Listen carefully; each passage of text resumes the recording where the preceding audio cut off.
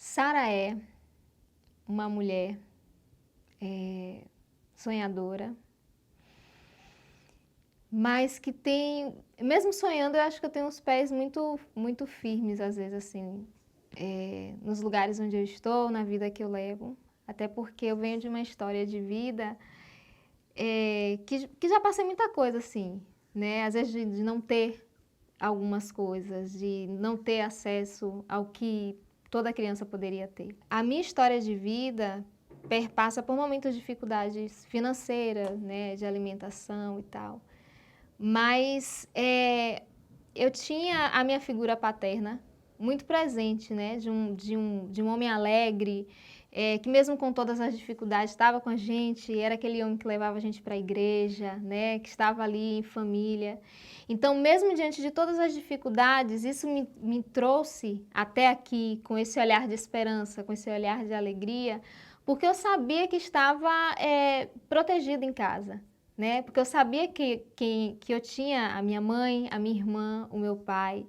Então, eu fui crescendo, né, vendo isso muito perto de mim. Então, as dificuldades eram nada se a gente tinha um ao outro. E meu pai, ele faleceu em 2010 e vivi 19 anos com ele, né? Quando ele faleceu, eu tinha 19 anos. E tudo que eu aprendi dentro desses 19 anos, né, de estudo, a gente estudava. Ele foi uma pessoa que não concluiu, ele foi até a 8ª série. Por razões da vida dele, ele parou de estudar o ensino, né, vamos dizer assim, formal, e continuou fazendo isso através dos livros, porque ele era apaixonado. Então, a grande lição que eu tenho dele é isso: estude, se esforce. Quando ele soube que eu passei na UFES, foi a maior alegria. Eu lembro do meu pai no centro de abastecimento, limpando, porque ele era servente, né? Limpando alguns espaços e contando para todo mundo. A minha filha passou na UFES, sabe? Então, essa memória que eu tenho dele, desse orgulho, né? De alguém que estava ali naquele espaço trabalhando. Que é um espaço que eu tenho outro grande carinho também da cidade, que é o centro, porque me faz lembrar muito ele.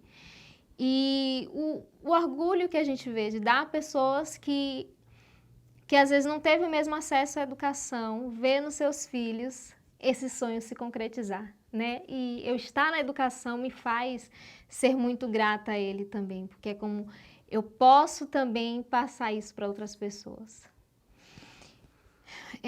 Para chegar onde eu estou hoje, né? Enquanto mulher negra, diretora, atriz, acho que eu não falei sobre isso, sou atriz apaixonada pela arte, apresentadora. Para chegar até aqui, eu faço um caminho que é muito comum a muitos, só que aí eu desvio um pouco do que as estatísticas às vezes querem empurrar para a gente, né? Porque eu sou estudante de escola pública, estudava na escola da Rua Nova, quando a gente mudou para Mangabeira. Passei um ano, com 6 anos de idade ainda, vindo com meu pai de bicicleta para essa escola tão longe, né?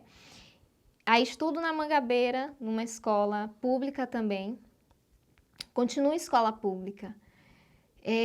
Fiz a prova, fiz o vestibular, né, para a UFES, não tinha noção ainda do que eu queria na minha vida, se era ser educadora, não tinha noção de muita coisa e não tinha condições para muita coisa, né, às vezes para pagar uma passagem de ônibus para estar na universidade. Eu lembro que as políticas de permanência da universidade foi o que me manteve ali enquanto mulher negra, né?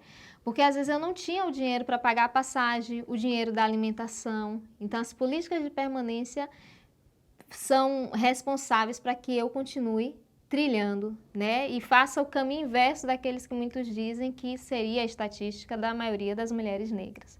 E posso lhe dizer que dentre as minhas amigas, né, de escola pública, pensando lá no Fundamental 1, hoje eu sou diretora na escola em que eu estudei. E eu encontro colegas, né, que não continuaram os estudos, né, que não continuaram, não entraram numa academia, mas não deixam de ter o seu grau de importância e relevância, porque eu considero mulheres negras num país que a gente tem hoje, na estrutura racista que a gente tem hoje, mulheres fortes, né, não querendo trazer uma caricatura, mas a gente passa por muita coisa. Estarmos aqui hoje é sinal de que a gente venceu o sistema, de certa forma, sendo na academia ou não. Eu me descubro mulher negra dentro da universidade, dentro da UFES, porque até então existia muito uma negação, era o termo, eu sou morena, eu sou negra, mas não assumia isso. Então eu me assumo dentro da universidade, quando eu encontro um professor negro em relações étnico-raciais que me permite entender, né, sobre mim, reconhecer essa identidade. Então eu venho nesse processo de busca, de construção, de reconexão com a minha identidade.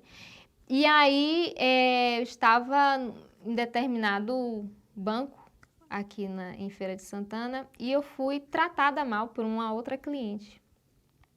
E nitidamente a forma como ela me olhava, né, me desprezando assim, ela olhou para mim de cima a baixo e ela queria passar à minha frente, eu estava pedindo informação e eu falei com ela que eu estava. Ela olhou para mim e o olhar dela me dizia muito, né, ela enquanto mulher branca. Trouxe algumas ofensas que não vale a pena repetir. Eu respondi, mas depois que ela saiu eu desabei. Agora, recente, foi esse ano. Eu não esperava ainda ser atingida dessa forma, né? Mas a gente não tem que estar preparado, porque não deveria acontecer. Mas de onde eu venho os desafios em ser mulher, eu acho que bate a toda hora, né? Tipo assim, a gente vive numa sociedade em que nós precisamos o tempo todo estar mostrando que somos capazes, né? Eu preciso o tempo todo mostrar que eu sou capaz. Eu preciso o tempo todo falar assim, eu tenho lugar de fala, eu tenho propriedade para falar sobre isso. E pra gente, né, pra mim, enquanto mulher, um desafio sempre foi esse lugar assim, você pode ouvir a minha voz? Nós mulheres temos muita dificuldade de ser ouvida. Fora isso, o medo da violência, né? O medo dos abusos, das intenções, a gente percebe o olhar. E é muito ruim você viver com medo. Então eu não tive uma relação de medo dentro de minha casa, né? Meu pai sempre foi muito respeitoso.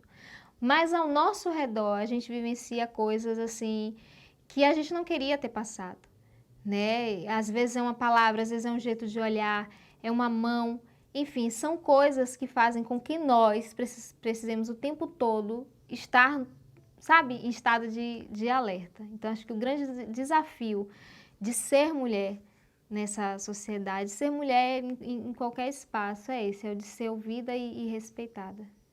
Meu grande sonho. Eu achava que eu tinha um grande sonho, que era de ser atriz. Reconhecida, sabe? Que todo mundo pudesse ver o meu trabalho. Esse é um grande objetivo que eu tenho, sabe? De poder levar o nome de Feira para outros lugares. E tenho levado para alguns espaços. Mas o meu grande sonho é envelhecer bem. Poder contar minhas histórias para outras pessoas. É ter muitos anos de vida e eu acho que eu falo desse lugar porque eu perdi muitas pessoas cedo, assim. Pessoas que eu queria que envelhecessem e que pudessem me ver agora. Eu queria que meu pai me visse agora. Então, meu maior sonho é envelhecer bem.